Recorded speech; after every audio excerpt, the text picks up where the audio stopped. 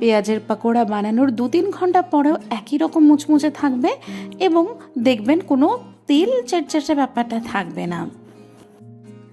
আজ আমার বন্ধুর কাছ থেকে পাওয়া সব টিপসগুলো আপনাদের সঙ্গে শেয়ার করব, যার পাকোড়া খেয়ে আমি তার ফ্যান হয়ে গেছিলাম। দেখুন পাকোড়া বানানোর পরেও কিন্তু হাতে একদম তেল চিটচিটে ভাবটা নেই। তাহলে চলুন দেখে নিই আমার আজকের রেসিপি। 4টে পেঁয়াজের খোসা ছাড়িয়ে উপরের দেখুন যে ভাগটা সেটা আমি ফেলে দিয়েছি, কারণ সেটা খাওয়ার জন্য নয়। এবার এগুলোকে আমি প্রথমে কেটে নেব। পাতলা পাতলা করে স্লাইস করে কাটবেন এবং এটা যদি দরকার হয় স্লাইসারও ব্যবহার করতে পারেন। পেঁয়াজটা কাটার সময় একটু পাতলা করেই কাটার চেষ্টা করবেন, তাহলে পেঁয়াজের যে পাকোড়াটা হবে সেটা অনেক বেশি সময় মুচমুচে থাকবে।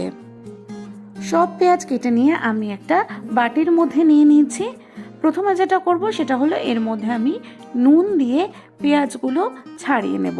নুনটা স্বাদ অনুযায়ী দেবেন। এর ফলে পেঁয়াজের থেকে যে জলটা বেরোবে সেটা দিয়েই আমরা বেসনটা মাখাবো, তাহলে বেসনের পরিমাণ কম হবে এবং এটা বেশিক্ষণ মুচমুচে থাকবে। ভালোভাবে এটা ছাড়িয়ে নিয়ে এটা আমি 4 থেকে 5 মিনিটের জন্য ঢেকে রেখে দেব। মিনিট 5 পর ফেরত এলাম। পেঁয়াজটা এই সময় কিন্তু বেশ খানিকটা নরম হয়ে এসছে। এবার এর মধ্যে দিয়ে দেব আদা কুচি 1 চা চামচ আর 2টো কাঁচা লঙ্কা কুচি। কাঁচা লঙ্কাটা বড় করে কাটার ফলে বাচ্চারা যদি খায় সেটা বার করে খেতে পারবে। আর দিয়ে দেবো এবার 1 চা চামচ জোয়ান। এর ফলে স্বাদটাও যেমন বাড়ে তেমনই হজমেরও অসুবিধা হয় না। দিয়ে দেবো কিছু গুঁড়ো মশলা। প্রথমে দিয়ে দিচ্ছি হলুদ গুঁড়ো 1/2 চা চামচ। এবার দিয়ে দেবো লাল লঙ্কার গুঁড়ো 1 চা চামচ। এটা কিন্তু কাশ্মীরি লঙ্কা নয়, যাতে একটু পাকোড়াটা ঝাল হয় সেই জন্যই এটা দেওয়া, আপনারা নিজেদের স্বাদ অনুযায়ী দেবেন। দিয়ে দিচ্ছি 1 চা চামচ জিরে গুঁড়ো আর দিয়ে দেবো 1 চা চামচ চিলি ফ্লেক্স। চিলি ফ্লেক্সটা অপশনাল, যদি থাকে তবে দিতে পারেন, নাও দিতে পারেন। এবার দিয়ে দেবো ধনে পাতা কুচি। এখানে আমি 3 টেবিল চামচ ধনে পাতা কুচি দিয়ে দিলাম। এবার সবশেষে আসছে বেসন। এখানে আমি 4 টেবিল চামচ উঁচু করে নিয়ে বেসন দিয়ে দিলাম।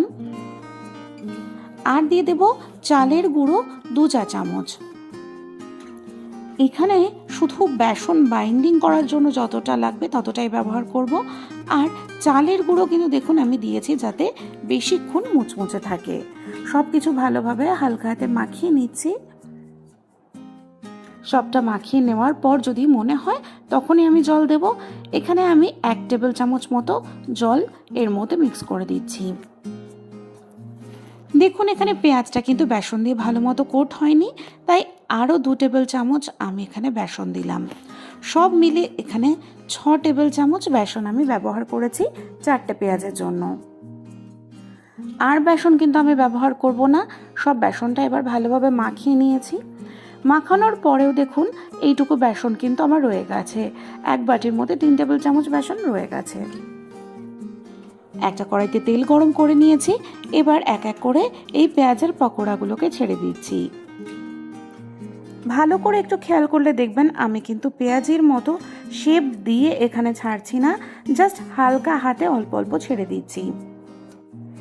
এর ফলে ভিতর দিক দিয়েও খুব ভালোভাবে ভাজা হবে এবং বেশি সময় পর্যন্ত এটা ক্রিস্পি থাকবে। পকোড়া দেওয়ার পরে কিন্তু কোনো নাড়াচাড়া করার দরকার নেই। যখন দেখবেন এই বুদবুদগুলো একটু কমে আসছে আর একটা দিক একটু ভাজা হয়ে যাবে, তখন আমরা এগুলোকে হাতার সাহায্যে উল্টে নেব।